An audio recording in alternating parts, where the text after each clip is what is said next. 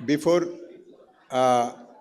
talking about the digital ecosystem, আমি শুধু বলবো যে আমাদের কতগুলি স্ট্যাটিস্টিক্স আছে। এই স্ট্যাটিস্টিক্সগুলো আমরা একটু লক্ষ্য করব যে বাংলাদেশে ব্যাংকের সংখ্যা, আমরা অনেকেই বলি যে এটা ব্যাংকের সংখ্যা অনেক বেশি আছে।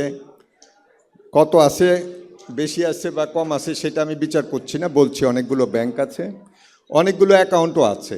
16 কোটির উপরে ব্যাংক অ্যাকাউন্ট আছে, 13 কোটি 34 লক্ষ সেভিংস অ্যাকাউন্ট আছে। আমাদের যদি এটা চিন্তা করি যে এত লোকের অ্যাকাউন্ট আছে, তাহলে আমরা কেন পিছিয়ে, এটার আমি পরবর্তীতে কথা বলবো আর কি। Agent banking part of that banking সেবা, এটাও বিস্তার লাভ করছে। 10 বছর আগে আমরা এটা পায়োনিয়ারিং করেছিলাম এবং এটা আজকে জনপ্রিয়তা পাচ্ছে এবং ডিজিটাল ব্যাংকিংয়ের একটা পূর্বসূরি হিসেবে এটা কাজ করছে। অ্যান্ড উই হ্যাভ সেই নন ব্যাংক ফাইন্যান্সিয়াল ইনস্টিটিউশনস, যেখানে মানুষজন অ্যাকাউন্ট রাখছে, এগুলো নন ডিজিটাল, নন চেকিং অ্যাকাউন্টস। এখানে একটা আছে যেটা এমএফআই, বাংলাদেশের ইকোসিস্টেমে এমএফআই একটা বড় রকমের কাজ করছে। বিশেষ করে ক্ষুদ্র, মাঝারি এবং গ্রামীণ অর্থনীতির যেই উন্নয়নে এমএফআইয়ের ভূমিকা অনেক বেশি এবং এখানে 4 কোটি মেম্বার আছে, 2.5 কোটি member more or less active এবং তাদের 60,000 কোটি টাকার মতো 68,000 কোটি টাকার সঞ্চয় সেখানে আছে। আমাদের এমএফএস সার্ভিস বাংলাদেশে one of the topmost payment service হিসাবে পরিচিত, যেখানে 24 কোটি অ্যাকাউন্ট বেসিক্যালি ওভারল্যাপিং, 8.5 কোটি অ্যাকাউন্ট অ্যাক্টিভ হিসেবে ধরা হয়। তো সবগুলো এখানে সেন্ট্রাল ব্যাংকের ডেটা থেকে আমরা সবগুলো একসাথে যোগ দিয়ে পেয়েছি এই নাম্বার। এবং ডিজিটাল পেমেন্টের একটা বড় রকমের দিক উন্মোচিত হয়েছে এই এমএফএস সার্ভিসের মাধ্যমে।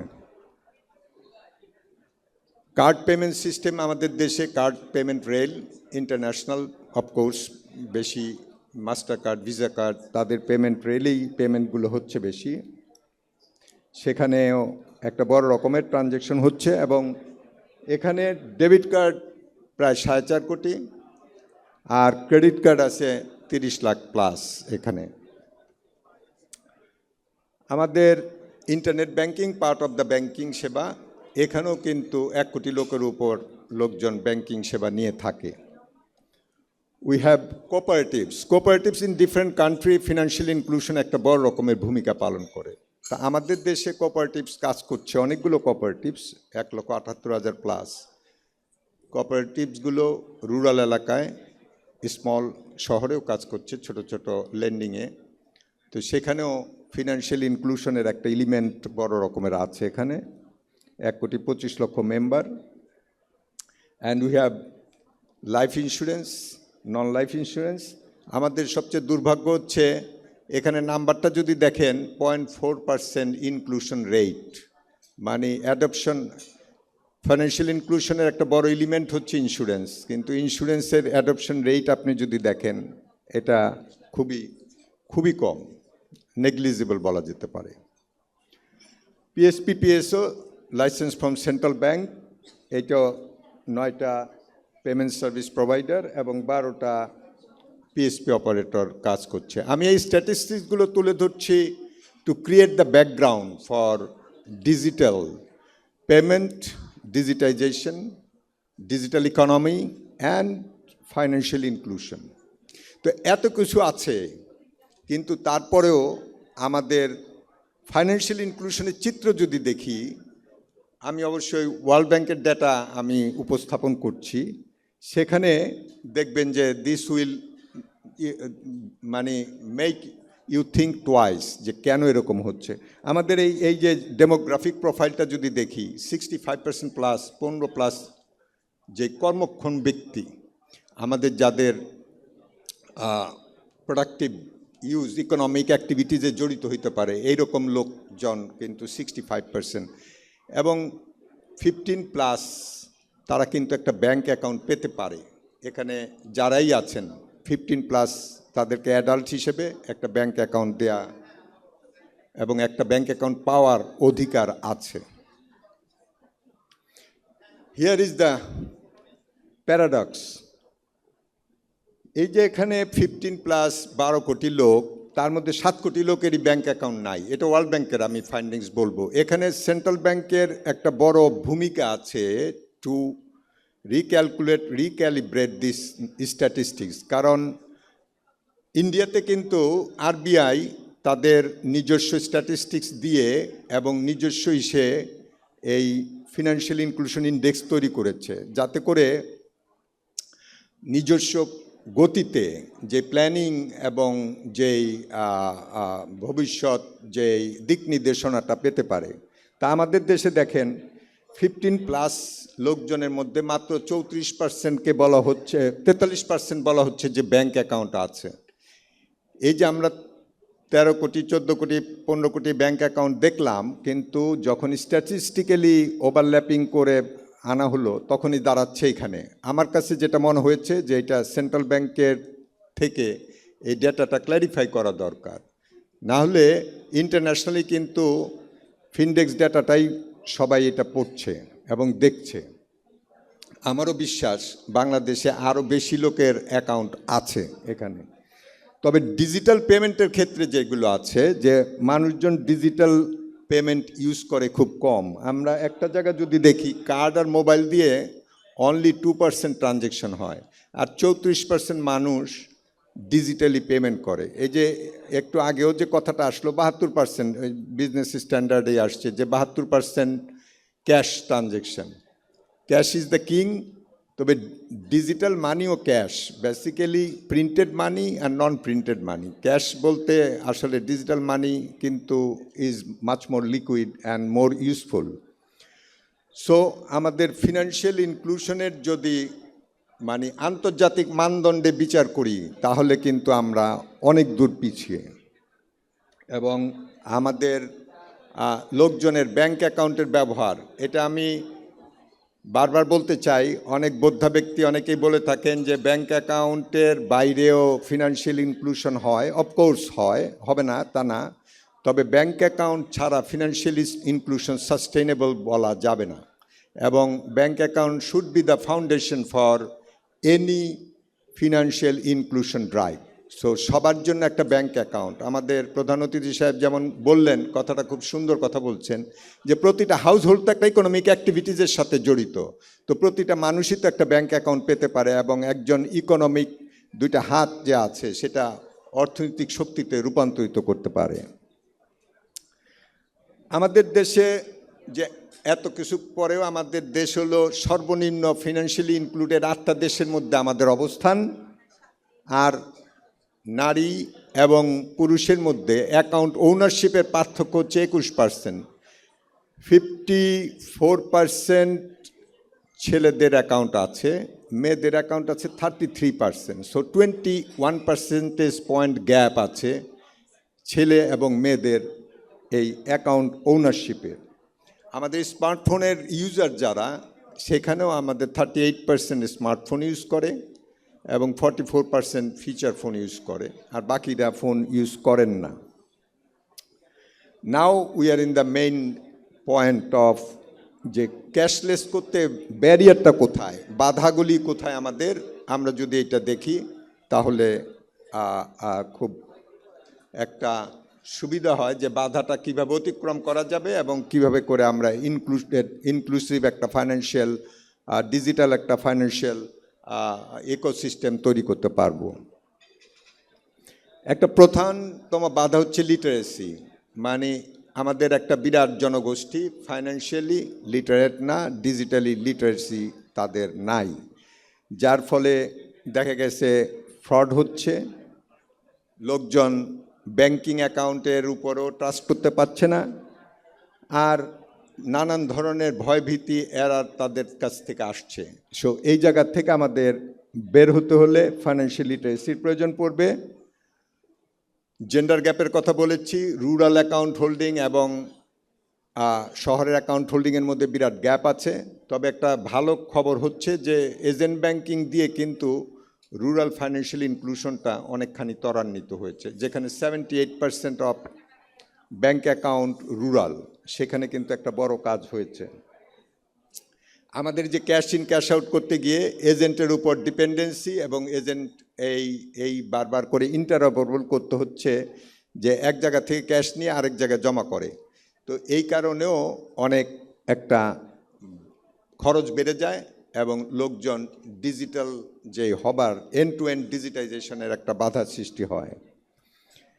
আমাদের এখানে যেমন ডিজিটাল ইনফ্রাস্ট্রাকচার ভেরি পুয়ার, তার মধ্যে একটা তো আছে যে স্মার্টফোনের অভাব আছে, সেকেন্ড আছে আমাদের ইন্টারনেটের অভাব আছে। কাভারেজটা হয়েছে নো ডাউট, কিন্তু কস্ট এবং ইউসেজ বাই দ্য পিপল এবং এই যে ডিজিটালি আইডেন্টিফাই করে লোককে ব্যাংক অ্যাকাউন্ট দেওয়া, এই জায়গাও একটা বড় রকমের বাধা আছে। এটা ফুল ডিজিটাল করা সম্ভব হচ্ছে না because of the different department, different segment participation হচ্ছে না। এই কারণে আমাদের একটা বড় ইনফ্রাস্ট্রাকচারাল ইস্যু দাঁড়ায় যখন আমরা চিন্তা করি ডিজিটাল অনবোর্ডিংয়ের কথা। আমাদের ইন্টারঅপারেবিলিটি, যেটা নিয়ে আই বিলিভ যে সেন্ট্রাল ব্যাংক যে সার্কুলার দিয়েছে সেটা একটা বড় কাজ করবে। এই যে এখানে সাইলো বেসিসে পেমেন্ট সিস্টেম গড়ে উঠেছে, যার যার কার্ড সিস্টেম কার্ডের উপর দিয়ে যাচ্ছে, এমএফএসের উপর দিয়ে যাচ্ছে, ব্যাংকের উপর দিয়ে যাচ্ছে, একজন আরেকজনের সাথে কথা বলছে না। এইটা ভাঙতে হবে। এই জায়গাটা অনেক কস্টলি করে ফেলেছে আমাদের ট্রানজ্যাকশনকে এবং ডিজিটাইজেশনকে বাধাগ্রস্ত করে তুলেছে। এবং একটা স্ট্যান্ডার্ড রেগুলেশন, যেমন অনেকেই এখানে ইউপিআইয়ের কথা বললেন, ইন্ডিয়ার কথা বললেন। ইন্ডিয়ার ইউপিআই কিন্তু ওয়ার্ল্ডের এখন টপমোস্ট পেমেন্ট সিস্টেম, এটা জানেন কি না? ইউপিআই এখন ওয়ার্ল্ডের 1 নাম্বার পেমেন্ট। এবং এই যে এত দিনের পুরনো কার্ড সিস্টেমে যে পেমেন্ট হয় তার থেকে বেশি পেমেন্ট হয় ইউপিআই দিয়ে। সো এখানে আমরা কিন্তু এই ধরনের একটা জায়গায় পৌঁছাতে পারিনি। Interoperability and activation of all the players together and unified identity creation. আমাদের সিকিউরিটি সেফটি নিয়ে প্রশ্ন আসে অনেক, এবং ট্রাস্ট বিল্ডিংয়ের প্রশ্ন আসছে, যেখানে আমাদের অনেক ক্ষেত্রেই দেখা গেছে যে বিভিন্ন ফ্রড ফরজারি এজেন্ট লেভেলে হয়েছে, ব্যাংকে, এবং even at the scam in the digital লেভেলও হয়েছে। তো আমাদের এই জায়গাগুলো ওয়ান অফ দ্য মেজর যে ব্যারিয়ার হিসেবেই কাজ করে, যেখানে আমরা বলতে চাই যে ডিজিটাল ইকোনমি তৈরি করা, ডিজিটাল ব্যাংকিং সেবা তৈরি করা, তার ক্ষেত্রে ইন্টারন্যাশনাল স্ট্যান্ডার্ড যে ইএমবি, পিসিআই এবং আপগ্রেডেশনের ক্ষেত্রেও আমাদের অনেক রকমের সমস্যা হয়। এখন আমরা দেখি যে কি কি সুবিধা পাওয়া যায় এই ক্যাশলেস সোসাইটি যদি তৈরি করতে পারি, ক্যাশলেস ইকোনমি যদি তৈরি করতে পারি। তার মধ্যে একটা জিনিস যেটা এসেছে যে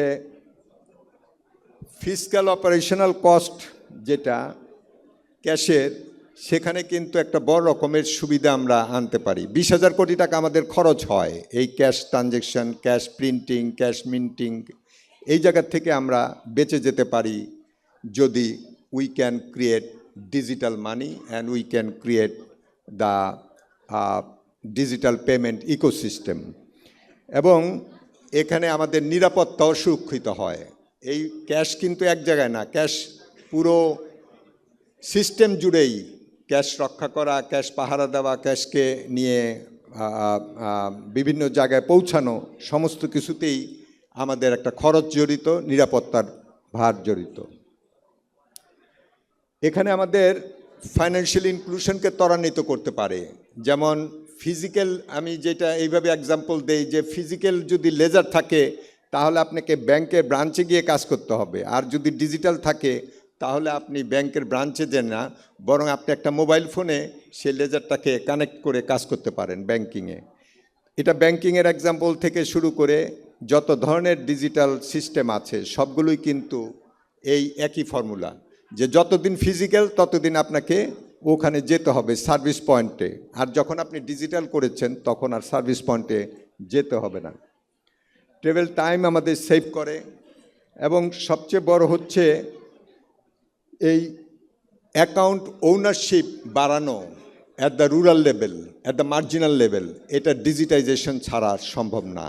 কারণ ফিজিক্যালি ব্রাঞ্চ স্থাপন করে অত দূর যাওয়া ব্যাংকের পক্ষে সম্ভব হয় না।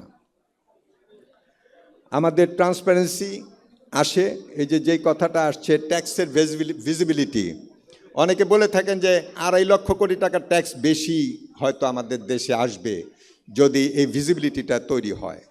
We are missing one thing, যে পেমেন্টগুলো ট্রেস করা যায় না।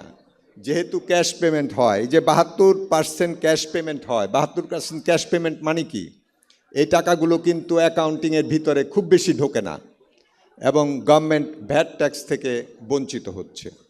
তো এই ডিজিটাল পেমেন্ট গভর্নমেন্টকে ট্যাক্স ভ্যাটের যেই চিত্র আমরা দেখছি 6.5% জিডিপি রেশিও, যেখানে হওয়ার কথা 25-30%, একটা উন্নত দেশের যে বা 18% তো অ্যাটলিস্ট থাকা উচিত, সেখানে 1/3ও হয়নি। আমাদের বাজেট কুড বি 3 টাইমস যদি ট্যাক্স ভ্যাট কালেকশন ওই রকম হতে পারত।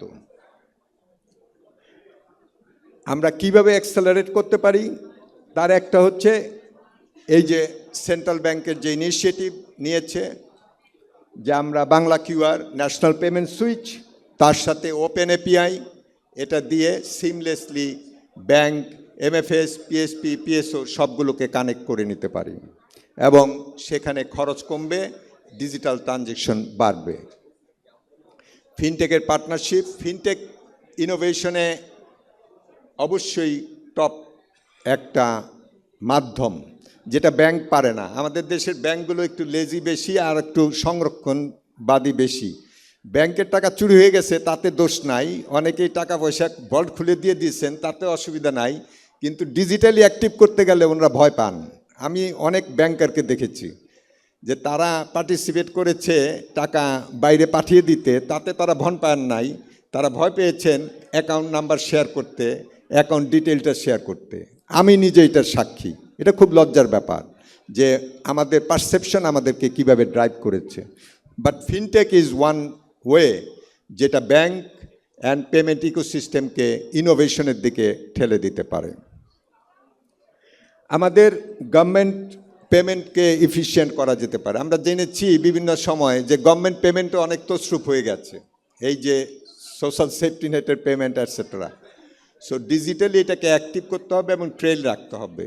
এই জায়গাটায় আমাদের অনেক কাজ, অবশ্যই অর্থের সাশ্রয় হবে, এবং আমাদের এই সাইবার রেজিলিয়েন্স তৈরি করতে হবে, ইন্টারন্যাশনাল স্ট্যান্ডার্ড ফলো করতে হবে, এবং ট্রাস্ট বিল্ড করতে হবে ডিজিটাল চ্যানেলের উপরে, এবং এটা মনিটর করতে হবে ম্যাট্রিক্স করে, যে কিভাবে করে ডিজিটাল অ্যাডপশন হচ্ছে এবং ফ্রড রিপোর্টিং হচ্ছে। আমাদের দেশে কোনো ফ্রড রিপোর্টিংয়ের সিস্টেম খুব বেশি ডেভেলপ করে উঠে নাই। আমরা বুঝতেও পারি না যে কতটুকু টাকা পয়সা বিভিন্নভাবে বিভিন্ন জায়গা থেকে ডিজিটালি ফ্রড হয়েছে, এবং এটাকে আমরা একটা রিপোর্টিং সিস্টেমের আন্ডারে নিয়ে আসতে পেরেছি। আমাদের ক্যাশলেস ইনিশিয়েটিভের মধ্যে সবচেয়ে বড় ক্যাশলেস ইনিশিয়েটিভ হবে বাংলা কিউআর। এই চায়না, ইন্ডিয়াতে যদি দেখেন, সেখানেও কিউআর পেমেন্ট কিন্তু একটা রেভলিউশন এনেছে। আমরা অনেকেই মুখে বলছি, কিন্তু বাংলাদেশে এটা অলরেডি শুরু হচ্ছে। তার সাথে it is backed by national switch, এবং আমাদের যেই ওপেন এপিআই ব্যাঙ্কগুলোকে একটার সাথে আরেকটাকে কানেক্ট করবে ব্যাঙ্ক অ্যাকাউন্টের সাথে, টু পিএসপি, পিএসও, আমার বিশ্বাস যে এটা একটা বড় কাজ হবে। আরেকটা হচ্ছে টাকা পে, লোকাল একটা যে টাকা পে স্কিম, এইটাও একটা বড় রকমের ডিজিটাল পেমেন্টে সাহায্য করবে। আমাদের এখানে ব্যাংকগুলো যতই বলি, বদনাম করি, যাই করি, ব্যাংকগুলোর পেমেন্ট রেল কিন্তু অ্যাকাউন্ট থাকতেই হবে এবং ব্যাংকের কানেক্টিভিটি থাকতে হবে, এবং এইটাই basic foundation of any digital payment. আমাদের এখানে card, master card, visa card, they have helped us a lot for digital payment, building digital ecosystem, এবং আমাদের একটা large number of population card use করছে। পিএসও, এমএফএস আমরা বলেছি, এবং PSP, এই প্লেয়াররা এখন সামনের দিনে এই ইন্টারঅপারেবিলিটিটা আসলে পরেই এরা আরও বেশি অ্যাক্টিভ হবে এবং এটা সাধারণ মানুষের কাছে এই অ্যাকাউন্টগুলো পৌঁছে যাবে। ক্যাশলেস সামিট আমাদের হয়েছিল, সেখানে আমরা ক্যাশলেস নিয়ে যেই গভর্নেন্স এবং ভবিষ্যতের যে স্ট্র্যাটেজি নিয়ে কথা বলেছি, হোপফুলি ডিফারেন্ট ইমপ্লিমেন্টার যারা আছেন, পলিসি মেকার আছেন, তারা এগুলো নিয়ে কাজ করবেন সামনের দিকে। And lastly we have few suggestions for the policy makers, like যেই পয়সা আমাদের ইন্টারঅপারেবিলিটিতে সেভ হবে, ডিজিটালে সেভ হবে, সেটাতে সাবসিডি দেওয়া, লাস্ট মাইল কানেক্টিভিটি স্ট্যাবলিশ করা দরকার। বাংলা কিউআর যারা ইউজ করবে তাদের একটা ট্যাক্স ব্র্যাকেট থাকা দরকার, যে একটা ব্রেক থাকুক কিছুদিনের জন্য, 5 বছরের জন্য। এনবিআর এরপরে কিন্তু ভালো ট্যাক্স কালেক্ট করতে পারবে, because all business will be under tax net. সুতরাং এটা একটা ইম্পর্টেন্ট ডেভেলপমেন্ট হবে।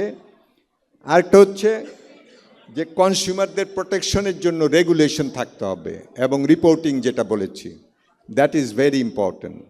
তো আমরা ভবিষ্যতের বাংলাদেশকে দেখতে চাই যেখানে ক্যাশলেস পেমেন্ট ইকোসিস্টেম বিল্ড হবে, সবাই এই সুবিধা পাবে। আমরা শুধুমাত্র অর্থনৈতিক বৈষম্যের একটা বড় কারণ হচ্ছে কিন্তু ব্যাংক অ্যাকাউন্টের ওনারশিপ। আপনি যদি দেখেন যাদের ব্যাংক অ্যাকাউন্ট আছে তাদের অর্থনৈতিক উন্নয়নের ইন্ডেক্স ফার বেটার দেন যাদের ব্যাংক অ্যাকাউন্ট নাই। সুতরাং সবার জন্য একটা ব্যাংক অ্যাকাউন্ট হবে, সবাই ব্যাংকিং সেবা পাবে এবং সবাই ডিজিটাল সেবা পাবে, এই আমরা আশাবাদ ব্যক্ত করে আজকের এই প্রেজেন্টেশন শেষ করি। Thank you.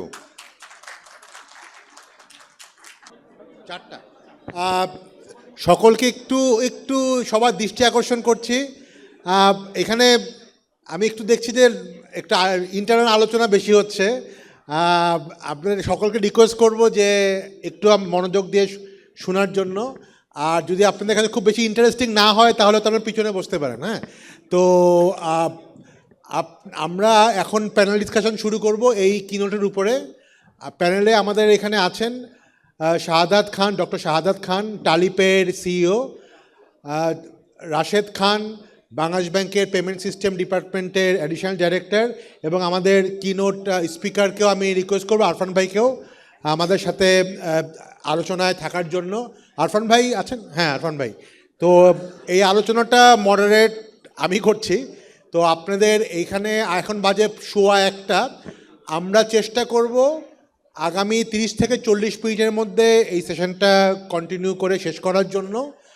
আমরা কোশ্চেন আনসার সেশন রাখবো। আমরা প্রথম 1 রাউন্ড আলোচনার বা 2 রাউন্ড আলোচনার পরে আপনাদের কাছে আমরা যাব। আপনাদের যদি কোনো কোয়ারি থাকে বা কোনো কমেন্টস থাকে, you can also mention those.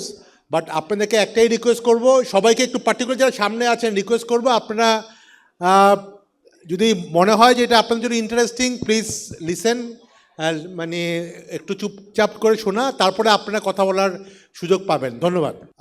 ধন্যবাদ প্রথমেই আরফান ভাইকে ধন্যবাদ খুব সুন্দর একটা প্রেজেন্টেশন দেওয়ার জন্য। দুঃখিত আমাদের এই মাঝখানের ট্রানজিশন টাইমে হয়তো অনেকেই একটা পিছনে অনেক সাউন্ড ছিল। তো আমরা টোটাল একটা ইকোসিস্টেম দেখলাম আমাদের ওভারঅল ব্যাংকিং এবং ক্যাশলেস যে ইনফ্রাস্ট্রাকচার আছে সেটা যেরকম দেখলাম, পলিসি যেগুলো আছে বাংলাদেশ ব্যাংক অলরেডি নিয়েছে। আমাদের we are very happy that Bangladesh ব্যাংকের পেমেন্ট সিস্টেম ডিপার্টমেন্ট থেকেই যারা কাজ করছেন তারা আছেন। শাহাদাত ভাই already as a payment operator PSP হিসাবে অনেক বছরের এক্সপিরিয়েন্স আছে। বাংলা কিউআর নিয়েও অনেক কাজ করেছেন উনি।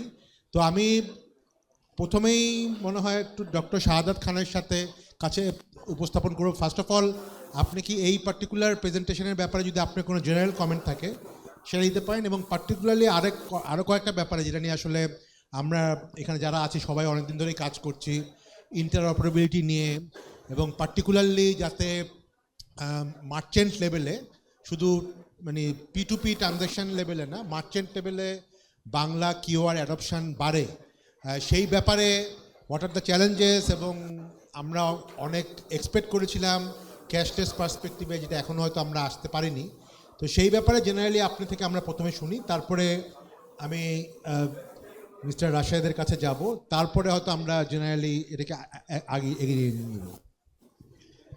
Thank you, Arfan bhai, for the very nice presentation. Thank you, Fahim bhai, আজকের এই চমৎকার আয়োজন করার জন্যে। আমার নাম শাহাদাত খান, আমি টালি খাতা এবং টালি পের সিইও। আমরা একটা ফিনটেক কোম্পানি, আমরা বাংলাদেশের ছোট ছোট দোকানদারদের জন্য একটা অ্যাপ তৈরি। টালি খাতা অ্যাপটা দোকানদাররা তাদের হিসাব রাখার জন্য ব্যবহার করে। আমাদের মাসে প্রায় 10 লাখ ইউজার আছে যারা এটা ব্যবহার করে, এবং আমরা পেমেন্টসের জন্যও কাজ করছি। আমাদের একটা পিএসপি লাইসেন্স আছে বাংলাদেশ ব্যাংকের, যেখানে আমরা এই দোকানদারদেরকে কিউআর কোড দিয়েছি, এবং এই কিউআর কোডের মাধ্যমে তারা পেমেন্ট নিতে পারছে। তো আরফান ভাই চমৎকার করে আমাদের কনটেক্সটটা বলেছে। আমি একটু বলবো যে আমাদের কোথায় আমরা আছি। আমরা বলছি ক্যাশলেস লেনদেন আমরা চাই। তো ক্যাশলেস লেনদেন করার জন্যে আমাদের এখানে বাংলাদেশ ব্যাংকের যে ভাবনাটা, সেটা হচ্ছে যে মানে তারা দুটা উদ্যোগ নিয়েছে। একটা হচ্ছে দোকানে গিয়ে ক্যাশলেস পেমেন্ট করার জন্যে আমরা যেটাকে বলছি কুইক রেসপন্স কোড বা কিউআর কোড পেমেন্ট, যে কেউ ফোনটা বের করে স্ক্যান করে পেমেন্ট করতে পারবো। এটা হচ্ছে কিউআর পেমেন্ট, দোকানে পেমেন্ট করার জন্যে। আরেকটা হচ্ছে একটা অ্যাকাউন্ট থেকে আরেকটা অ্যাকাউন্টে ট্রান্সফার করার জন্যে P2P ট্রান্সফার। আমরা এই উদ্যোগগুলো নিয়েছি যাতে করে বাংলাদেশে এখন যেই ডিজিটাল পেমেন্ট সিস্টেম আছে সেটাকে আরও স্পিড আপ করা যায়। আমরা ডিজিটাল পেমেন্টের কোথায় আছি? আমরা আরফান ভাইয়ের ওখানে দেখেছি সংখ্যাগুলো। যদি আমরা বড় দাগে বলি, আমরা একটা ক্যাশ ইন ক্যাশ আউটের বড় একটা MFS পেয়েছি, যেখানে 9 কোটির বেশি ট্রানজ্যাকশন আছে। তা আমি আজকে সকালে আমার স্যারের সাথে কথা বলছিলাম। আমার স্যার হচ্ছেন ChatGPT। তো স্যার বলছিল যে আমরা একটা মানে ভ্যালু উইক ডিজিটাল পেমেন্ট পেয়েছি। ক্যাশ ইন হয়, পাঠানো হয়, ক্যাশ আউট হয়, ক্যাশ লেনদেনটা ক্যাশে থাকে না, ডিজিটালে থাকে না। তাহলে এইটা যে ওই আরফান ভাই বলল যে বছরে আমরা 20,000 কোটি টাকা ছাপানো, টাকা ম্যানেজমেন্টে ব্যবহার করছি, সেইটা কিন্তু ওই ফিনটেক সামিটে গভর্নর স্যার বলছিলেন এটা বছরে বছরে বাড়ছে, এটা কমছে না। আচ্ছা, আমরা তো ইন্টারঅপারেবল, একটু আগে ফাহিম ভাই আমাকে বললো ইন্টারঅপারেবল পেমেন্ট তো হয়ে গেছে, এটা নিয়ে আর কি কথা বলবো। আসলে ইন্টারঅপারেবল পেমেন্ট আমরা একেবারে শুরুতে আছি, 100-র মধ্যে একে আছি, 100-র মধ্যে আমরা একে আছি। আমরা কিন্তু একমাত্র না, পাশের দেশে আমরা শুনেছি ভারতে 2016 সালে ইউপিআই চালু হয়েছে, এবং ইউপিআই ব্যবহার কীরকম হচ্ছে যে পার ক্যাপিটা এক একজন মানুষ মাসে 21টা করে লেনদেন করছে ইন্টারঅপারেবল পেমেন্ট। পাকিস্তানে চালু হয়েছে রাস্ট সিস্টেম, একটা কম্প্রিহেন্সিভ সিস্টেম, যেটা 22 সালে চালু হয়েছে P2P, আর 23 সালে চালু হয়েছে কিউআর পেমেন্ট। আমরা দেখেছি যে শ্রীলঙ্কাতে এটা চলছে 18 সাল থেকে। তাহলে আমরা একমাত্র না যে আমরা এখন চালু করছি।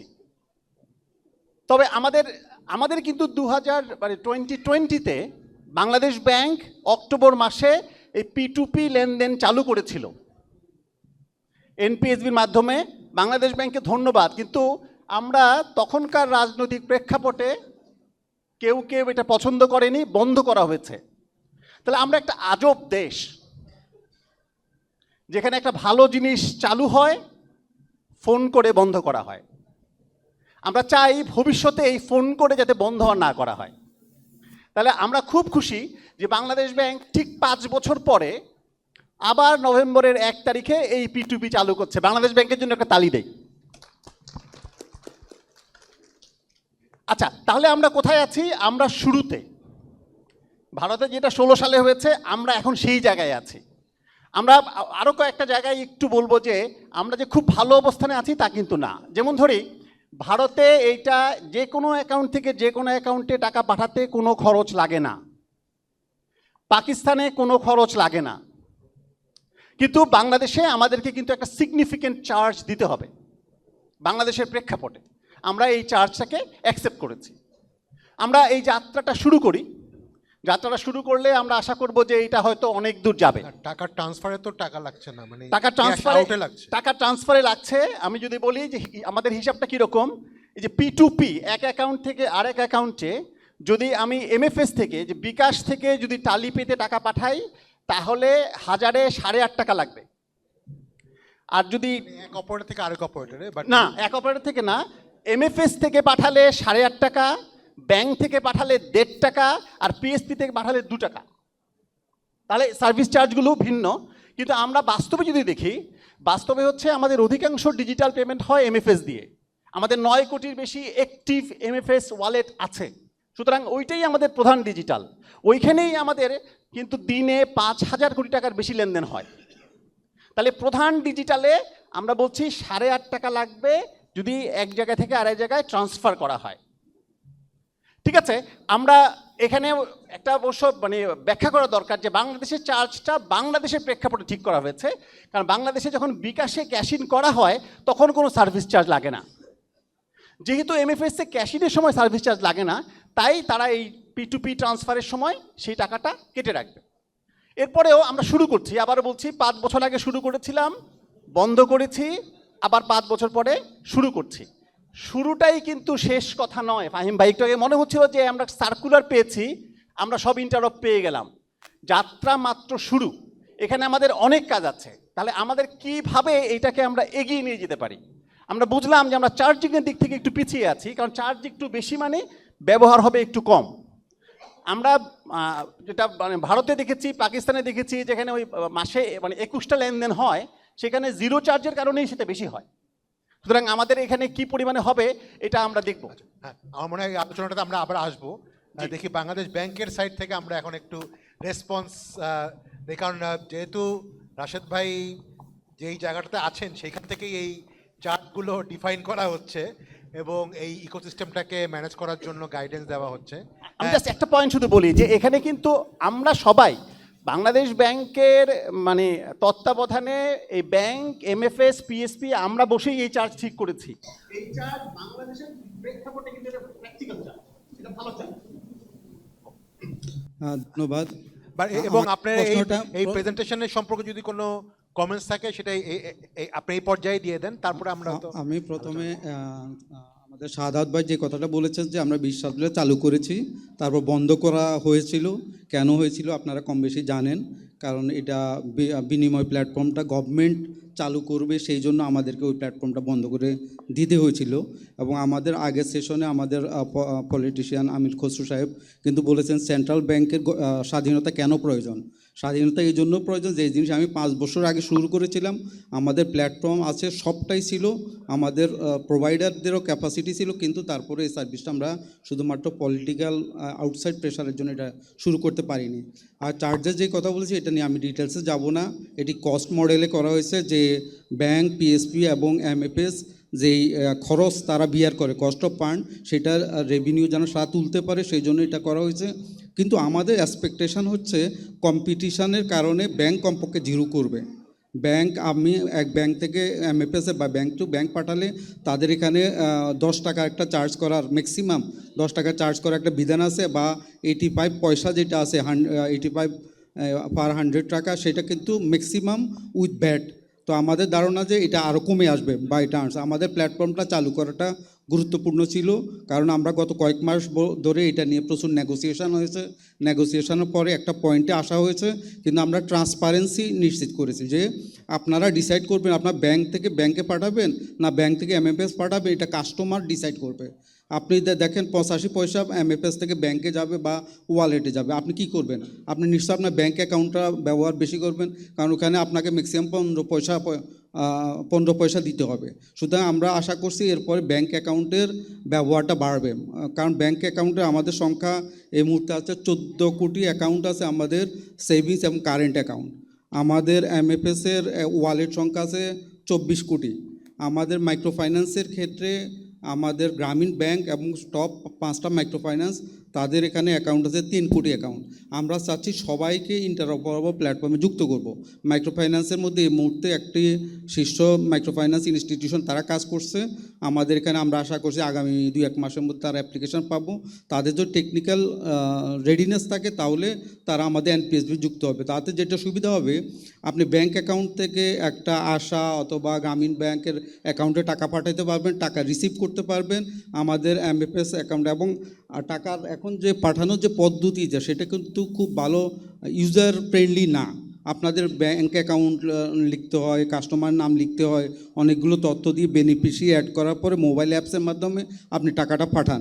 তো এটা আমরা সহজ করার জন্য আমরা আগামী 2-1 মাসের মধ্যে একটা নির্দেশনা দিব এবং স্ট্যান্ডার্ড তৈরি করব P2P ট্রানজ্যাকশানের জন্য, যেন বাংলা কিউআর ইউজ করে। তার মানে আপনার যে যত ব্যাংক অ্যাকাউন্ট আছে, যত এমএফএস বা ওয়ালেট আছে, সবগুলোর বিপরীতে আপনারা একটা বাংলা কিউআর পাবেন। সেই কিউআর স্ক্যান করে আপনি আপনার টাকা পাঠাতে পারবেন একজনের কাছ থেকে আরেকজনের কাছে। আপনি হোয়াটসঅ্যাপে কেউ যদি আপনাকে বাংলা কিউআর শেয়ার করে, সেটা আপনি জাস্ট অ্যাপে, আপনার ব্যাংকিং অ্যাপে বা এমএফএস অ্যাপে লোড করে আপনি টাকা পাঠাতে পারবেন। তো আমরা ভাবছি যে এটা খুব ভালো ইউজার ইন্টারফেস হবে, মানুষ শেয়ার করতে পারবে যে আপনি, এবং কাস্টমার এডুকেশনটা খুব বড় হবে। কারণ আপনি যখন দেখবেন যে আপনার প্রত্যেক অ্যাকাউন্টের বিপরীতে একটা কিউআর আছে, আপনি কিন্তু এই কিউআর দিয়ে পেমেন্টও করবেন। তো আমরা সেভাবে আমরা আশা করছি যে আমাদের 34 কোটি অ্যাকাউন্টের মধ্যে 10 কোটি অ্যাকাউন্টের বাংলা কিউআর আশা করি আমরা আগামী বছর মার্কেটে দেখতে পাবো। এছাড়া আমরা আরেকটি জিনিস ভাবছি, সেটা হলো আমাদের এখানে এমএফএসের ক্ষেত্রে যেটা হয় যে আপনি ব্যাংকের অ্যাকাউন্টের টাকা কিন্তু আপনি ব্যাংক ব্রাঞ্চরা অন্য কোথাও গিয়ে পাঠাতে পারেন না। আপনি ওয়ালেটে, যে আমাদের যে পিএসপি যারা আছে তাদের ওয়ালেটে টাকা পাঠানোর একমাত্র পদ্ধতি হল ব্যাংক অ্যাকাউন্ট যদি আপনি থাকে লিঙ্ক করে পাঠাতে পারবেন। তো যা আগে ইন্টারঅপারেবল না হওয়াতে তাদের এখানে ওয়ালেট টাকা পাঠানো যেত না এবং কস্টলি অপারেশন। তো এই ক্ষেত্রে আমরা যেটা করছি যে হোয়াইট লেভেল এজেন্ট নেটওয়ার্ক একটা প্রতিষ্ঠা করার চেষ্টা করছি। আমরা আশা করছি যে এক্সিস্টিং যেসব প্রোভাইডার আছেন, যাদের এজেন্ট নেটওয়ার্ক অলরেডি আছে, তারা প্রত্যেক ব্যাংক, প্রত্যেক ওয়ালেট এমএফএসে টাকা লোড করা, ডিপোজিট করা এবং উইথড্র করা যে কোনো এজেন্টের কাছে আপনারা করতে পারবেন। আমাদের সাথে টেলকোর কথা হচ্ছে এবং অন্যান্য প্রোভাইডারদের সাথে কথা হচ্ছে, তারা এক্সিস্টিং নেটওয়ার্কে আপনার টাকা যেমন লোড করে দেয়, আপনার টক টাইম লোড করে দেয়, সেটা যেন সেই একই এজেন্ট যেন আপনার ব্যাংকেও টাকা ঢুকাতে পারে, টাকা উইথড্র করতে পারে, সেন্ড করতে পারে। এই কাজটা আমরা ওই এজেন্টদেরকে ডেপ্লয় করার জন্য আমরা কথা বলছি এবং এটা একটা গাইডলাইন্স আসবে। আমি রিফর্ম, যেহেতু ইকোনমিক রিফর্ম, সুতরাং রিফর্ম কী হতে যাচ্ছে এটা আপনাদেরকে আইডিয়া দেওয়ার জন্য আমরা বলছিলাম। এবং আমরা এই এজেন্ট পয়েন্টগুলো ফাইন্যান্সিয়াল অ্যাক্সেস পয়েন্ট হিসেবে বিশাল হবে। এখন এমএফএসের ক্ষেত্রে যেটা সমস্যা, বিকাশের একজন এজেন্ট কিন্তু আপনার শুধু বিকাশ অ্যাকাউন্টে টাকা লোড করতে পারে, ক্যাশ ইন ক্যাশ আউট করতে পারে, তো উনি কিন্তু অন্য অ্যাকাউন্টে টাকা ক্যাশ ইন ক্যাশ আউট করতে পারে না। আমরা এই জন্য আমরা হোয়াইট লেভেল বলছি যে এমন এজেন্ট থাকবে যে সবাইকে সার্ভিস দিতে পারবে, কারণ তাহলে এটা তার ইকোনমি অফ স্কেলটা তৈরি হবে। সে সবাইকে তার টাকা দিয়ে, কারণ সে যখন মানি কেনে, সেটা কিন্তু শুধু একজন প্রোভাইডারকে সার্ভ করলে ওই প্রোভাইডারে যে কাস্টমার না আসে, তার ক্ষেত্রে ইকোনমি অফ স্কেল হয় না। সেটি একটি। আরেকটা আমরা চিন্তা করছি, সেটা হচ্ছে পেমেন্ট ইনিশিয়েশন সার্ভিস প্রোভাইডার, একটা নতুন ক্যাটাগরি পেমেন্ট সার্ভিস আনার জন্য। আপনার দেখেন, আপনার যত ব্যাঙ্ক অ্যাকাউন্ট বা ওয়ালেট আছে, আপনার প্রত্যেকের জন্য আলাদা আলাদা অ্যাপস মোবাইলে মেনটেন করতে হয় এবং এটা অনেকগুলো অ্যাপস হয়ে যায়। তো পেমেন্ট ইনিশিয়েশন সার্ভিস হলে একটা থার্ড পার্টি অ্যাপ থাকবে, সেই অ্যাপে আপনার ব্যাঙ্ক অ্যাকাউন্ট, কার্ড সব আপনি অ্যাড করতে পারবেন, ভেরিফিকেশান করেই অ্যাড করবেন। করার পরে সেই অ্যাপ থেকে আপনি যে কোনো জায়গায় পেমেন্ট, সেন্ড মানি সবই করতে পারবেন। কারণ আমাদের ওই যে অনেক ব্যাঙ্ক অ্যাকাউন্ট আছে আমরা ইউজ করি না, আমরা চেষ্টা করছি যে ব্যাংকের কন্ট্রিবিউশন পেমেন্ট স্পেসে আরও বাড়ুক, কারণ পেমেন্টে সবচেয়ে কম পয়সায় সার্ভিস দেওয়ার ক্যাপাসিটি ব্যাংকের আছে। কারণ ব্যাংকের পেমেন্ট ট্রানজ্যাকশনাল কমিশন ইনকামটা ব্যাংকের মূল বিজনেস না, যার জন্য ব্যাংকে অন্যান্য সার্ভিস, ফাইন্যান্সিয়াল ইন্টারমিডিয়েশন যেটা করে, লেন্ডিং করে, সেই ইনকাম থেকে তারা এখানে কম পয়সা সার্ভিস দিতে পারবে। আমরা যখন বলি ক্যাশ ইন ক্যাশ আউট খরচ বেশি, কারণ এজেন্টকে প্রতি পদে পদে টাকা দিতে হয়, তার পক্ষে টাকা কমানো সম্ভব না। এটা আমরা দেখেছি, হয়তো 18 টাকা থেকে হয়তো 15 টাকা আসতে পারে, তার বেশি কমানো সম্ভব না, কারণ এজেন্টকে টাকা না দিলে সে চলতে পারবে না। এবং এজেন্টের জন্য এই জন্য আমরা হোয়াইট লেভেল এজেন্ট নেটওয়ার্ক করেছি, পেমেন্ট ইনিশিয়েশন সার্ভিস ইন্ট্রোডাকশন করছি, তারপর বাংলা কিউআর করছি। তো আমরা আশা করি এই 2025 সালে আপনারা নতুন নতুন অনেক সার্কুলার আসবে, যেগুলো আপনারা জেনারেল পাবলিক টের পাবেন না, কিন্তু 26 সালটা খুব রোবাস্ট ট্রান্সফরমেশন হবে, এটা আমরা আশা করছি। কারণ কিছু ইনোভেশনগুলো খুব দাঁড়গড়ায় আছে এবং সেটার রিফ্লেকশন আপনারা আগামী বছর দেখতে পাবেন। আমাদের নতুন পেমেন্ট সার্ভিস প্রোভাইডারের লাইসেন্স দিচ্ছি, আপনারা দেখতে পাচ্ছেন। আমরা সমাধান সার্ভিসেস লিমিটেড, যেটি গ্রামীণ টেলিকম ট্রাস্টের, সেটা কমার্শিয়াল অপারেশন কয়েকদিনের মধ্যে শুরু করবে। আমরা রবির একটি রবি টেলিকমের স্মার্ট পে লাইসেন্স হয়ে গেছে। বাংলা লিঙ্কের নিউ পিএসপি, তার লাইসেন্স খুব দ্রুত আসবে। এবং ফরেন একটা পেমেন্ট প্রোভাইডারও আসবে মার্কেটে। তার মানে খুব বড় বড় প্লেয়ার মার্কেটে এখন দেখতে পাবেন। এখানে নতুন কম্পিটিশান হবে, নতুন ইনোভেশন হবে, এবং তাদের যেহেতু হিউজ কাস্টমারকে ডিল করার অভিজ্ঞতা আছে, সুতরাং তারা দ্রুত এক্সপান্ড করতে পারবে এবং ক্যাশ বার্ন করা দরকার এখানে, সেটা করতে পারবে। এবং আমরা যেটি আমাদের নতুন মানি গাইডলাইন্স তৈরি হচ্ছে, সেখানে আমরা ব্যাংক লিড মডেল থেকে এক্সিট করতেছি। যে আমাদের নতুন আপনারা সবাই ফিডব্যাক দিচ্ছেন, আমাদের এই মুহূর্তে এমএফএস শুধুমাত্র ব্যাংক বা ব্যাংকের সাবসিডিয়ারি করতে পারে, কিন্তু আমাদের মার্কেটে কম্পিটিশান তৈরি হচ্ছে না, যার জন্য আমরা ব্যাংক ছাড়াও যে কেউ যদি কম্পিটেন্ট প্লেয়ার হয় তাদেরকে আমরা এমএফএস পিএসপি ওয়ালেটের লাইসেন্স দিব। কিন্তু আমরা চাই যে ওয়ালেট যারা আসবে তারা নিজেদের এজেন্ট নেটওয়ার্ক ইউজ না করে হোয়াইট লেভেল এজেন্ট নেটওয়ার্কের উপর নির্ভরশীল হোক, বা ব্যাংক থেকে টাকা আসুক। কারণ লো কস্ট ফান্ড না পেলে লো কস্ট সার্ভিস দেওয়া সম্ভব না, এটা হলো বাস্তবতা।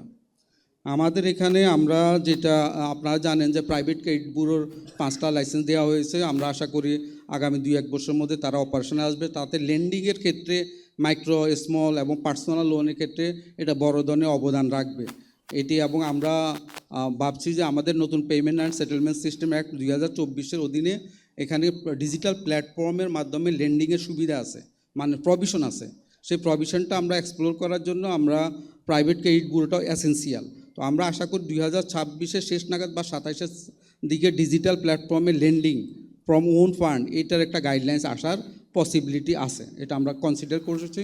এবং আমাদের এক্সিস্টিং যেসব পেমেন্ট সার্ভিস আছে, পিএসও, পিএসপি যারা আছে বা এমএফএস আছে, এর বাইরেও নতুন নতুন প্রপোজাল আসে আমাদের কাছে, যেগুলো এক্সিস্টিং কোনো ইয়ার মধ্যে ফ্রেমওয়ার্কের মধ্যে পড়ে না।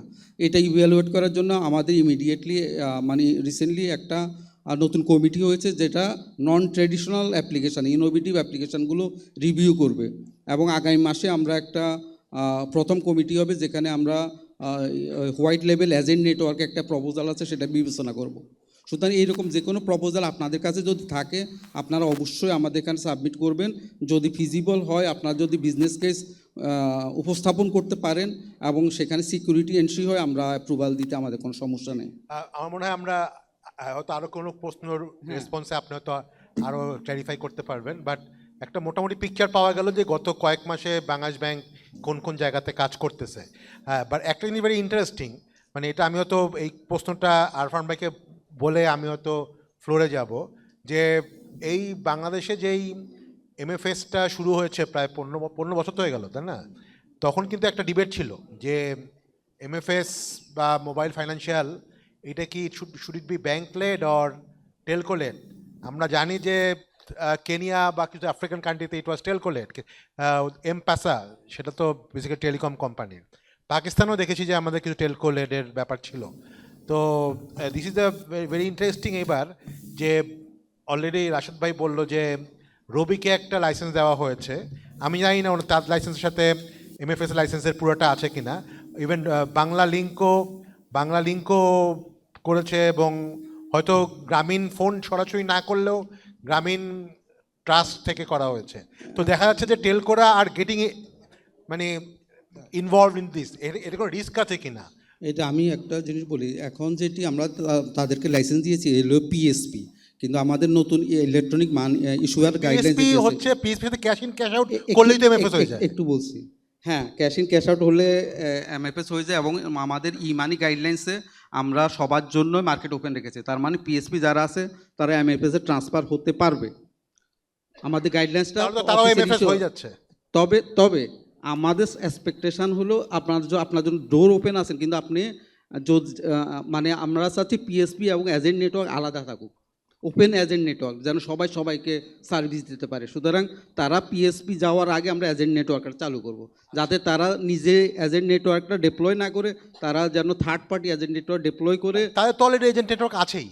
আসে, এবং এটা আমরা ওয়াইডার স্কোপ তৈরি হয়, ওয়াইড লেভেল এজেন্ট ঠিক আছে, নেটওয়ার্ক। আমার মনে হয় আরফান ভাই আপনি এই ব্যাপারে কিছু বলবেন কিনা। আরেকটা ব্যাপার হচ্ছে, যেহেতু আপনি এখন হয়তো much more direct payment service providing হ্যাটে আছেন, বাট আপনি একসময় ব্যাংকেও ছিলেন, এবং বাংলাদেশে এজেন্ট ব্যাংকিংয়ের আসলে আপনাকে বলা হয়, এখনও বলা হয় যে আপনি এটার জনক।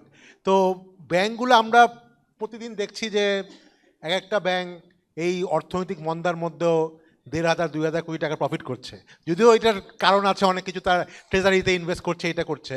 আবার গতকাল আমরা দেখলাম বিকাশ 550 কোটি টাকা শুধু 9 মাসেই প্রফিট করেছে। হ্যাঁ, তো আমাদের ব্যাংকিং বা ফাইন্যান্সিয়াল ইন্ডাস্ট্রিতে কিন্তু প্রফিটের কোনো কমতি নাই, কিন্তু সামহাও তারপরও তারা মানে ইনোভেশন এবং পার্টিকুলারলি রিচ, মানে এখনও বাংলাদেশের গ্রামে গঞ্জে কোনো, আমরা যেহেতু আজকে ফাইন্যান্সিয়াল ইনক্লুশন নিয়েও আমাদের এই টপিকস, তারা they are not interested for going at the root level. শেষ পর্যন্ত ওই সোনালী ব্যাংক, অগ্রণী ব্যাংকের উপরেই আর ওই কৃষি ব্যাংকের উপরেই সব কিছু আসছে। এই ব্যাপারটাকে আপনি কীভাবে দেখেন, এবং এখানে বাংলাদেশ ব্যাংকের কি আরও একটু প্রোঅ্যাক্টিভ রোল নেওয়ার দরকার আছে কিনা, যে ব্যাংকগুলোর এই প্রফিটটাকে আসলে ব্যবহার করতে হবে আমাকে রিচ বাড়ানোর জন্য? ধন্যবাদ আপনাকে। আপনি যে বিষয়টি তুলে এনেছেন, এটা আজ থেকে আরও 10 বছর আগে, আমরা যখন 10-12 বছর আগে যখন এজেন্ট ব্যাংকিং শুরু করি, তখন এই প্রশ্নটা আসছে। আমি তখন একটা প্রাইভেট ব্যাংকে, এবং এক ডিপার্টমেন্টাল হেড, ডিভিশনাল হেড, তা আমাকে বোর্ড থেকে বারবার করে বলা হচ্ছে যে আমরা যে এই জনগণের জন্য গ্রাম এলাকায় যাচ্ছি, আমরা কি সরকার নাকি, আমাদের কি সরকারি কোনো এজেন্ডা কিনা এটা? তা আমি সরকারি না, বাট ইনক্লুশন অ্যাজ এ ব্যাংকার আমাদের এটা থাকা দরকার, বা আমাদের লং টার্ম ভিশন থাকা দরকার অ্যাজ এ ব্যাংকার। সেই হিসেবে আমাদের গ্রামে যেতে হবে।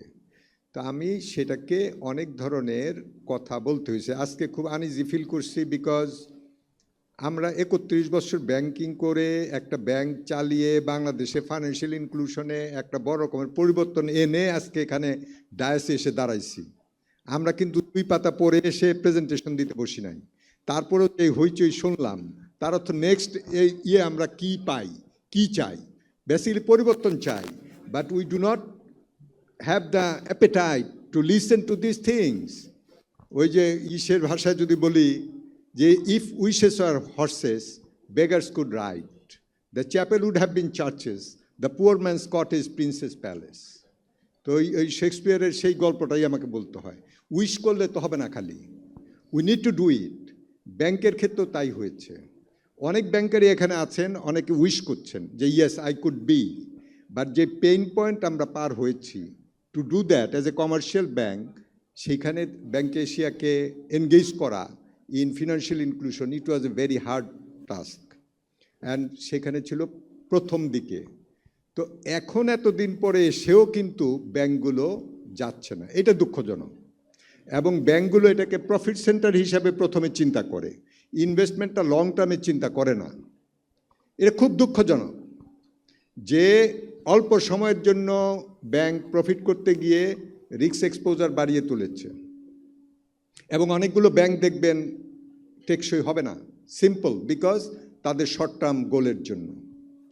তো এখন এসে যারা ভালো করছে তাদের কিন্তু বড় দায়িত্ব two include those people, include those communities যারা আনব্যাংকড আছেন, আন্ডার ব্যাংকড আছেন।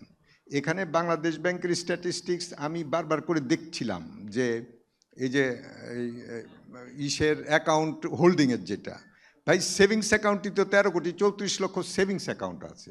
এখন সেভিংস অ্যাকাউন্ট ডুপ্লিকেশন যদি বাদও দেই, তাও তো 12 কোটি 10 কোটি অ্যাকাউন্ট তো থাকবে।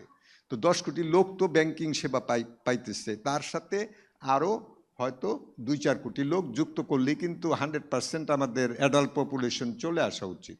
কিন্তু ব্যাংক অ্যাকাউন্টগুলো কিন্তু ব্যবহৃত হচ্ছে না। অনেকে জানেই না যে তার নামে ব্যাংক অ্যাকাউন্ট আছে, ওই কোনো সময় একটা খোলা হয়েছিল 10 টাকার অ্যাকাউন্ট, আর যায় নাই। ব্যাংকার কিন্তু এটাকে নিয়ে আগ্রহ প্রকাশ করছেন না। যখন সেন্ট্রাল ব্যাংক চাপ দেয় তখন কাজটা করে, অথবা কোনো জায়গায় কোনো সাবসিডি নিতে হয় তখন সেই কাজটা করে। আমাদের ব্যাংকের one of the major policy স্টেটমেন্টে এবং টার্গেটে এইটা দিয়ে দেওয়া উচিত। এটা যখন এটা সেন্ট্রাল ব্যাংক করতে পারে, গভর্নমেন্ট করতে পারে।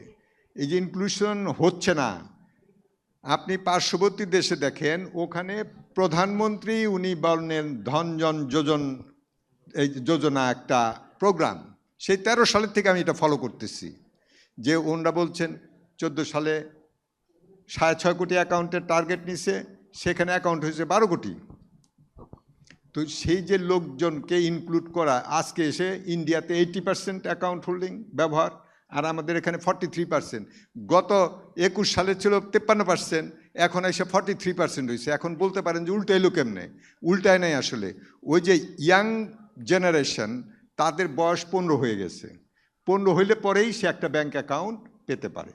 সুতরাং 15 বছর প্লাস লোকের ব্যাংক অ্যাকাউন্টের নাম্বার বেড়েছে, বাট পার্সেন্টেজ কমে গেছে। তা আমাদের ব্যাংকগুলো, এই যে প্রাইভেট, আমি ব্যাংকের নাম না বলি, কিন্তু I M a partner to that bank, এবং আমি দেখেছি যে ইনক্লুশন নিয়ে তাদের কোনো মাথা ব্যথা নাই। 20,000 টাকা 2,000 টাকা না হইলে তাদের অ্যাকাউন্ট খোলা হবে না, 10,000 টাকা না হইলে চেক বই দেওয়া হবে না। What the hell? এই করে কি ইনক্লুশন করা যায় নাকি?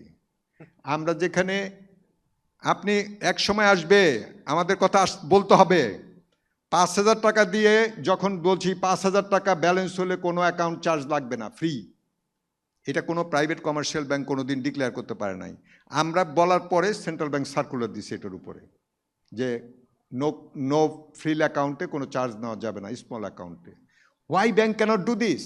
এই যে 1,500, 1,000, 1,500 কোটি টাকা প্রফিট ডিক্লেয়ার করেন, তার থেকে 10-20 কোটি টাকা কি আপনারা এই ধরনের সাবসিডাইজ রেটে কাস্টমারকে ইনক্লুড করতে পারেন না?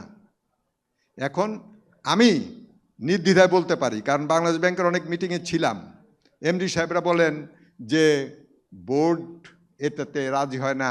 বাংলাদেশ ব্যাংক যখন কথা বলতো তখন বলতো যে না, আমাদের বোর্ড তো এরকম চায় না। সেই এমডিরাই সবচেয়ে বেশি আকামটা করছে, কারণ তারা বোর্ড ছাড়া কিছু বুঝেন না। They have not seen the world outside, they have seen only চাকরি, যার ফলে তারাই ক্ষতি করছে বেশি ব্যাংকগুলোর। আমরা সত্যিকার আসবো, অর্থে। Thank you. এটা বোধহয় ভেরি ইন্টারেস্টিং ব্যাপার, যে এই যে বোর্ড বলতেছে, মানে banking is a licence given by the state. মানে আমরা যেটা বলি স্পেকট্রাম মোবাইলের ক্ষেত্রে, স্পেকট্রাম স্টেটের একটা প্রপার্টি, স্টেট দিচ্ছে কোনো অপারেটরকে। তো অ্যাবসলিউটলি, তো আমরা অনেক ক্ষেত্রে যেমন ব্যাংকার বলে আমি কার জন্য সার্ভিস দিব কি দিব না, এটা আমার ডিসিশন। আমি আই উড মানে হামলি ডিসএগ্রি যে এটা আমার ডিসিশন না, বিকজ আজকে যদি আমি 5 মাস টু চাই, একটা ব্যাংকের লাইসেন্স জন্য দিবে না। মানে যারা ব্যাংক লাইসেন্স পেয়েছে গত 40 বছরে, প্রাইভেট ব্যাংকের কথা বলছি, they are privilege to get that licence. অতএব they have an obligation for the state or population. আমার এটা বলার মানে কোনো অপরচুনিটি নাই যে আমি কাকে সার্ভিস দিব কি দিব না, সেটা আমি ডিসাইড করবো। Of course not. আমার এই জায়গায় বাংলাদেশ ব্যাংকের মধ্যে একটা পলিসি থাকা উচিত যে unless you go to rural level or to the mass, your licence benefits can be actually মানে রেস্ট্রিক্টেড। আমরা এই আলোচনাটা আসবো আর কি, তার আগে আমি একটু ওপেন ডিসকাশনে যাই আর কি। তো আপনারা কারা কারা কথা বলতে চান একটু জাস্ট হাত তুললে, আমরা আগামী 15 মিনিট আছে আমাদের। 1 জন, 2 জন, 3 জন, 4, 5। আচ্ছা, আমার মনে হয় শুরু করি, তারপরে আমরা আসবো। হ্যাঁ প্লিজ, একটু কেউ রাসেল একটু হেল্প করো মাইকটা দিয়ে, একটা মাইক দিয়ে দিই হবে। আর সবাইকে রিকোয়েস্ট করবো খুব কুইকলি 30 সেকেন্ডের মধ্যে, হ্যাঁ, কমেন্টস থাকলে কমেন্ট। হ্যাঁ, এদিকে এদিকে। আসসালামু আলাইকুম। পরিচয়টা দিয়ে আগে। আমি মোহাম্মদ শাহাদাত হোসেন, আমি ডিজিটাল ব্যাংকিং প্র্যাকটিশনার, একটা কমার্শিয়াল ব্যাংকে ডিজিটাল ব্যাংকিং হেড হিসেবে আছি। সো প্রথমত আমি আমার একটা সেন্ট্রাল ব্যাংকের রাশেদ ভাইয়ের কাছে থ্যাংক ইউ রাশেদ ভাই, যে আমাদের ইন্টারভিউটি শুধু সার্কুলার না, ফি স্ট্রাকচারটা অনেক সুন্দর হয়েছে, এখানে সবার জন্য একটা উইন উইন সিচুয়েশন। আচ্ছা, এই ফি স্ট্রাকচার থেকে আমি বলি, আমরা বাংলা কিউআর আসলে কেন ফেল করলো, বা আমরা কেন সাকসেসটা দেখি নাই? আরও সাকসেস হওয়ার কথা ছিল। আমরা ব্যাংকার হিসেবে যেন আমার ব্যাংকে আমার অ্যাকোয়ারিং বা আমি ইয়েতে যাই না, বাংলা কিউআর অ্যাকোয়ারিংয়ে যাই নাই। এখানে বড় অ্যাকোয়ারকে আমার বড় অ্যাকোয়ার হওয়ার কথা ছিল বিকাশ, নগদ, বাট আনফর্চুনেটলি ওনারা সবাই প্রোপারেটরি কিউআরে এখনও ব্যস্ত। তো সেন্ট্রাল ব্যাংক থেকে আপনারা এরকম কোনো আপনারা ডেডলাইন দিচ্ছেন, বাট বড় দুইটা অপারেটর কিন্তু এখনও আমার এই গাইডলাইন কমপ্লাই করছে না। এই ব্যাপারে আপনারা একটু রিজিট হওয়ার আমার মনে হয় যে এটা মানে এখনই সময়, এইটা না হলে আমরা নেক্সট লেভেলে আসলে নিতে পারছি না। সেকেন্ড একটা বাংলা কিউআর একটা বড় জিনিস হচ্ছে, আপনি সিঙ্গাপুর মার্কেটে দেখেন ওখানে সিঙ্গেল কিউআর আছে, যে একটা দোকানে একটা কিউআর। বাট আমাদের এখানে দেখবেন ওটা কিউআর ঝুলে আছে। আমি 6 ফিট হলে আমার সারা অঙ্গই হচ্ছে আমার কিউআর, যদি একটা ছোটো দোকান হয়। সো এখানে ইয়েতে আমার কাস্টমার কি করলে দেখে যে না এখানে তো ইসলামিক ওয়ালেট নাই, তো এখানে দেখি বিকাশ, ফায়ারেজ বিকাশ কিন্তু বাংলা কিওর। ব্র্যান্ডিংটা আমরা এমনভাবে করেছি যে এটা যে বাংলা কিওর, এটা আসলে আমার গ্রামের লোকজন আসলে বোঝার কোনো উপায় নেই। সো এইটা বাংলা কিওর বুঝতে হলেও, সো এই ব্যাপারটা যে ডিজাইনের ক্ষেত্রে বাংলা কিওরের লোগোটা আমরা সামহাও এস্টাবলিশ করতে পারি নাই। ওয়ারেজ আপনি যদি দেখেন আমরা ডেবিট কার্ডের ক্ষেত্রে কিন্তু খুঁজি না কোন ব্যাংকের পস, তাকে খুঁজি, বা কেন আমি কিওর পেমেন্ট করার সময় আমার খুঁজতে হবে। ওখানে লেখা থাকবে আসলে ব্যাংক বা কোনো ওয়ালেট ইয়েতে প্রমোটই করা যাবে না, বাংলা কিওয়ার্ডটা হাইলাইট, একই কালার, একই লোগো, নিচে হতো সার্ভিস প্রোভাইডেড বাই ওই অপারেটর না। আমার মনে হয় এটা খুব ভালো একটা সাজেশন। আমি জাস্ট আমার নিজের ব্যক্তিগত উদাহরণ দেই। আমি তো ব্যাংক যেহেতু অ্যাকাউন্ট আছে, অ্যাপ ইউজ করি, আমি ফার্স্টে চেষ্টা করি আমার ব্যাংক অ্যাকাউন্ট থেকে বিকাশে যেটা থাকে, আমি প্রতি 3 বারে 2 বার রিফিউজ হই। এখানে হয়তো শাহাদাত ভাই আছেন, উনি হয়তো এই ব্যাপারটা নিয়ে অনেক আলোচনা করেছেন। রিফিউজ টেকনিক্যাল কারণে হয় নাকি করানো হয়, এইটা আমার মনে হয় বাংলাদেশ ব্যাংকের একটা সুপারভিশন রাখা দরকার আর কি। আচ্ছা, আমার ওই কথাটা আপনি বলতে চাচ্ছিলেন যে পারপাসফুলি যদি করা হয় মার্কেট ডিস্টর্ট করার জন্য, this is not at all right. আমরা বিকাশকেও এখানে আজকে ইনভাইট করেছিলাম, আনফর্চুনেটলি আসতে পারিনি, কাউকে আসলে নাম ধরে বলা ঠিক না। এনিওয়ে আমার মনে হয় আমরা একটু আলোচনা সবাই শুনি, নাহলে আমরা টাইম ম্যানেজ করতে পারবো না। আমার সেকেন্ড একটা কোশ্চেন, এতক্ষণ আমি ব্যাংকার হিসেবে বলেছিলাম, এবার কাস্টমার হিসেবে আমার দুইটা দাবি আছে। 20 সেকেন্ডে তাড়াতাড়ি। আচ্ছা, কাস্টমার হিসেবে যেটা হয়, যেটা যে মার্চেন্ট, আমি যখন কোনো মার্চেন্টের সাথে আমি বলি যে বাংলা কিউআর নেন, এখানে সবচেয়ে বড় ব্যারিয়ার হচ্ছে সেটেলমেন্ট। আমরা এখন সেটেলমেন্ট করি T+1 T+2-তে। তো এখন আমাদের অনেক মাইক্রো রিটেলার আছে, তার টাকাটা দিন শেষেই দরকার হয়। বাট এটা তো আমার ইন্টারঅপারেবিলিটি হলে কুইক হয়ে যাবে না, হবে না, কারণ সেটেলমেন্ট কিন্তু সেই ব্যাংক বা রিলেটেড সেন্ট্রাল ব্যাংক আমাকে একদিন পরে রিপোর্টটা আচ্ছা, দিবে। এটা শাহাদাত ভাই আপনি রেসপন্স করেন T+1 এর ব্যাপারে, T+1 মাইক্রো মার্চেন্টদের জন্য আর কি। আমার মনে হয় একবারে করে আমরা কোশ্চেনগুলো এটার সাথে আমি অ্যাড করি, চারটা হয়ে গেল। না না, অ্যাড করি যে একই সাথে আমি রিটেলার হিসেবে আমি টাকাটা নিলাম, বাট আমাকে তো B2B পেমেন্ট করতে হচ্ছে, সেই ইকোসিস্টেম ক্রিয়েট হয় না। সেই ইকোসিস্টেম ক্রিয়েট না হলে কখনোই ক্যাশলেস ইকোনমিতে হবে না। এই জন্য আমাদের লাগবে A2A platform. Thank you. M2M তো ভেরি ইম্পর্টেন্ট। আমার মনে হয় এখানে ছিলেন, হ্যাঁ, খুব কুইকলি যারা আসলে 30 সেকেন্ডে কমেন্ট করতে পারবেন। সংক্ষিপ্ত কমেন্ট। হ্যাঁ, আমাদের অনেক পরিচয়টা দিয়ে। ফয়জুল্লাহ চৌধুরী, আমি ডিজিটাল ব্যাংকিং প্র্যাকটিশনার, একটা কমার্শিয়াল ব্যাংকে আছে ডিজিটাল ব্যাংকিং হেড হিসাবে। আমার কোশ্চেনটা হচ্ছে রাশেদ ভাইয়ের কাছে। আমরা আসলে অনেক কথা বলছি ইয়া নিয়ে, আমি সবগুলোকে অ্যাপ্রিসিয়েট করি, সাথে হচ্ছে পার্সোনাল রিটেল অ্যাকাউন্ট নিয়ে আমরা আসলে খুব একটা মার্কেটে ড্রাইভ দেখছি না। এটার জন্য কোনো মার্কেট ড্রাইভ দেওয়ার জন্য ব্যাংকদের কোনো ইনস্ট্রাকশন অথবা MFS PSP কোনো ইনস্ট্রাকশন আসবে কিনা? রেগুলেশনস আছে, but regulation not in place. Thank মানে ইউ। পিআরএ নিয়ে, পার্সোনাল নিয়ে। আচ্ছা, ফাইন। এদিকে বোধহয় একজন ছিলেন কোশ্চেন। হ্যাঁ হ্যাঁ, ওই ওই কর্নারে তাড়াতাড়ি।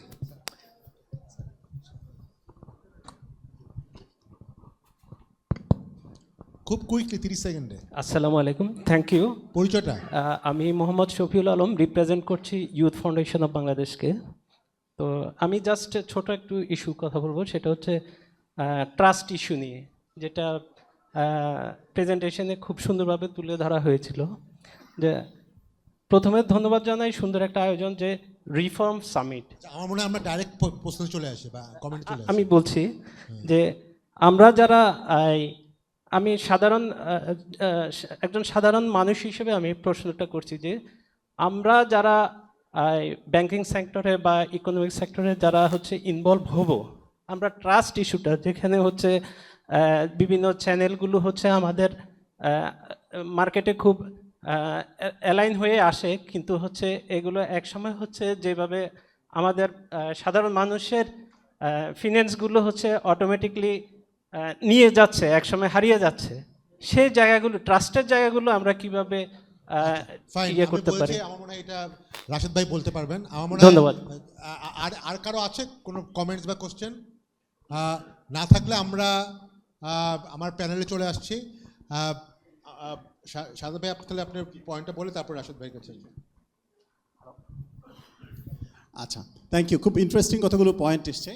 প্রথম কথা হচ্ছে, আপনি বলেছেন যে T+1-এ সেটেলমেন্ট হয়। আসলে বাংলা কিউআরে বলা নেই যে T+1-এ হবে। আমি একটু বিজ্ঞাপনই করতে পারি, যদি তালিপের যে কোনো মার্চেন্ট সাথে সাথে টাকা পায়, এখানে T+1-এর ব্যাপার নেই। আমরা এটাকে প্রিফান্ড করে সাথে সাথে টাকা দিয়ে দিই। না, প্রিফান্ড লাগছে, আসলে লাগছে না। বাংলাদেশ ব্যাংকের যেই এখন প্ল্যাটফর্মে যদি এনপিএসবি অ্যাক্সেস যাদের আছে, আসলে তারা তো যেই টাকাটা কালেকশন করেছে সেই টাকা সাথে সাথে ব্যবহার করতে পারে। আমরা আল আরফা ইসলামী ব্যাংকের ডিএমডি মহোদয় আমাকে বললেন যে, শাহাদাত ভাই, আমাদের ক্যান্টিনে আপনাদের কিউআর দেন, কারণ আল আরফা T+1-এ দেয় আর আমি সাথে সাথে দিই। তাহলে ওই ক্যান্টিন প্রোভাইডার প্রেফার করছে আমার ওয়ালেটটা ব্যবহার করার জন্য। এইটা আসলে বাংলাদেশ ব্যাংকের রেস্ট্রিকশন নয়, ব্যাংকাররা চাইলে এটা সাথে সাথে দিতে পারেন, কারণ ওই সেটেলমেন্টটাও সেন্ট্রাল, ওই রিকনসিলিয়েশন তো এনপিএসবিতেই হয়। আচ্ছা, আরেকটা পয়েন্ট হচ্ছে ট্রাস্টের ব্যাপার এসছে, এবং কিছু পয়েন্ট এসছে যে আমরা যদি বলি যে আসলে একটা সার্কুলার দিলাম, টেকনিক্যাল প্ল্যাটফর্মটা রেডি, আমি যখন বললাম 1% রেডি, 1% হচ্ছে ওই জায়গায়, আর বাকি জায়গাটায় আমাদের কাজ করতে হবে। আমাদেরকে সবাইকে বোঝাতে হবে। ফাহিম ভাই যেটা বললো যে 4 বার ট্রাই করলাম, 3 বার কাজ করে না। It has to work all the time. বাজারে যেই কটা কিউআর কোড আছে প্রোপ্রাইটরি, সব সরিয়ে সব বাংলা কিউআর করতেই হবে। তাহলে সেন্ট্রাল ব্যাংকের আরও কিছু কাজ আমাদের দাবি আছে। দাবি হচ্ছে যে মানে রাশেদ ভাই চমৎকার একটা কথা বলেছে, সমস্ত ব্যাংক এবং ওয়ালেট ইউজারদেরকে আমরা একটা কিউআর কোড দেবো, যেটা আমরা অলরেডি দরখাস্ত করেছি সেন্ট্রাল ব্যাংকে। তাহলে 10 কোটি কিউআর কোড হবে, আপনি আপনার কিউআর কোড দিয়ে টাকা রিসিভ করতে পারবেন, personal QR code, number 1। Number 2, বাজারের যত কিউআর আছে নিজস্ব কিউআর সব উঠিয়ে নিতে হবে। ইনফ্যাক্ট আমাদের বাংলা কিউআর সার্কুলারে বলা আছে যে 21 সালের মধ্যে উঠাতে হবে, আর এটা 25 সাল, সুতরাং ওটা মানে আর বিলম্ব করা যাবে না। আমরা এরপরে যদি বলি যে ট্রাস্টের জন্য এটা যখন সবসময় কাজ করে, আমাদের মিলেমিশে কাজ করতে হবে। মিলেমিশে কাজ করতে হবে বলতে একটা সেন্ট্রাল অ্যাওয়ারনেস নিয়ে কাজ করতে হবে। সব কিউআর যখন আমারও কিউআর আছে, বাজারে সব কিউআর যদি বাংলা কিউআর হয়, তখন যখন দেখবো যে কাজ বেশি করে, যখন দেখবো সাথে সাথে টাকাটা পাওয়া যাচ্ছে, তখন ট্রাস্ট বাড়তে থাকবে। আমাদের আরও কয়েকটা দাবি আছে। একটা ব্যাপার হচ্ছে যে আমরা যেটা বলছি যে এখন বাংলা কিউআর পপুলার করার জন্যে আমরা সব দোকানে আমরা একটা সার্কুলার দেখেছি যে এখন ট্রেড লাইসেন্স পেতে গেলে বাংলা কিউআর লাগবে। দ্যাটস ভেরি নাইস, কিন্তু যেটা লাগবে সেটা হচ্ছে যে সব দোকানে কিউআর কোড বাধ্যতামূলক করতে হবে। পাকিস্তানে কিন্তু অলরেডি সার্কুলার করেছে যে সব দোকানে কিউআর কোড ঝুলানো থাকতে হবে। ওখানে আমরা দেখছি, আমরা বলছি 20,000 কোটি টাকা বছরে খরচ হয়, তার 10% কেন আমরা অ্যাওয়ারনেসে দেবো না? পাকিস্তানে কিন্তু ওরা মানে 350 কোটি রুপি অ্যালোকেট করেছে টু গিভ ইনসেন্টিভস। আমরা ভারতে দেখেছি তারা কিন্তু ওই সপ্তাহে লটারি করে যে কাস্টমার তাকেও টেলিভিশন প্রাইজ দেয়, যে দোকানদার তাকে ফ্রিজ প্রাইজ দেয়। তা আমাদের এরকম ইনসেন্টিভ প্রোগ্রাম যদি বাড়াই, যদি বিটিভিতে বিজ্ঞাপন দেখায় যে সরকার এটা চাচ্ছে, তাহলে আমাদের একটা জেনারেল অ্যাওয়ারনেস তৈরি হবে। আমাদের যে আরও 2টা ব্যাপার বলা যেতে পারে, বাংলাদেশ যত ইউটিলিটি বিল ছাপা হয় সব জায়গায় কিউআর কোড থাকতে হবে, যাতে করে আমি স্ক্যান করেই পেমেন্ট করতে পারি। আর এখানে আমাদের ওই যে লজিস্টিক ই কুরিয়ারের ভাই আছেন, যত কিউআরের প্যাকেজ আছে, যত লজিস্টিক প্যাকেজ, যত ই কমার্সের প্যাকেজ, ওখানে কিউআর কোড থাকতে হবে। যদি আমরা সব জায়গায় কিউআর কোড দেখি আর যদি সব সময় কাজ করে, তাহলে কিন্তু আমরা আগাতে পারবো। আমরা ডিজিটাল পাবলিক ইনফ্রাস্ট্রাকচার নিয়ে কথা বলি, আসলে আমাদের লাগবে digital public will power. Thank you. আচ্ছা, কিউআর নিয়ে আমি একটা কথা বলি যে আপনারা বলেছেন সব বাংলা কিউআর থাকতে হবে, এটা নিয়ে আমি একমত। 2026 সালের মধ্যে প্রোপ্রাইটারি কিউআরগুলো উঠে যাবে অবশ্যই। আর একটা বিষয় কিন্তু আমার বড় অভিযোগ হলো, এত ব্যাংক আছে, সবাই এক প্রোভাইডারের কাছে যাবেন কেন? সবাই আশা করছেন যে এক প্রোভাইডার পুরো মার্কেটে বাংলা কিউআর দিবে। 60-61টি ব্যাংক আছে, তারা দিবে না। অন্যান্য পিএসপি আছে, তারাও দিবে না। তো এক প্রোভাইডারের তো একটা খরচ আছে, এবং এক ইকোসিস্টেমে শুধু তাকেই প্লে করতে দিবেন। এবং সবাই যেমন এটিএম নেটওয়ার্ক, সবাই ডাচ বাংলার গাড়ির উপর উঠতে চায়, কিউআরে বিকাশের গাড়ি উঠতে চায়। মানে কি, সবাই কার্ড ইস্যু করছে কিন্তু ডাচ বাংলা এটিএম থেকে টাকা বের হবে। তো ডাচ বাংলার তো পার ট্রানজ্যাকশন কস্ট আছে, কেউ তো এটিএম বসাচ্ছেন না আপনারা, মানে কারণ ডাক বাংলার acquiring এ কেউ ঢুকতে যাচ্ছে না, সবাই ইস্যুতে ঢুকতে চায়, সবাই acquiring- শুধু অ্যাকোয়ারিং এর ক্ষেত্রে সবাই বলছে প্রোভাইডারে সরাতে হবে, কিন্তু আমার ব্যাংকগুলো কি করছে? ব্যাংকগুলো তো অ্যাকাউন্ট সংখ্যা কম না।